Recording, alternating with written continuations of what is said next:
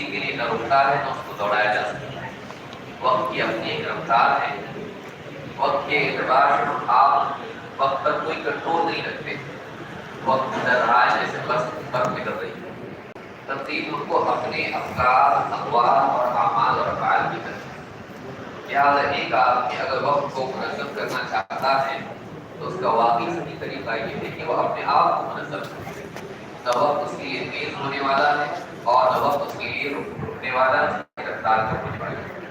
لہٰذا اگر ہم اس بات کو جانیں تو اس سے سمجھ میں آتا ہے کہ وقت ہمارے لیے کافی دور نہیں ہوتا ہے، اس لیے کہ ہم لوگ اپنے آپ کو منظم نہیں کر پاتے۔ دوسری بات اس میں یہ ہے کہ ہماری ترجیحات الگ ہوتی ہیں، یہی وجہ ہے کہ ہمارے لیے وقت کافی نہیں ہوتا ہے۔ اسی لیے وقت سب کے لیے برابر ہوتا ہے، چاہے امیر ہو یا غریب ہو، سب کو اللہ تعالیٰ روزانہ اتنا ہی وقت دیتا ہے جتنا ہر انسان کو ملتا ہے۔ کسی میں اس میں کبھی زیادتی نہیں ہوتی، 24 گھنٹے سبھی کو ملتے ہیں، لیکن ہماری ترجیحات الگ الگ ہوتی ہیں۔ یہی وجہ ہے کہ ایک چیز کے لیے ہمیں وقت ملتا ہے تو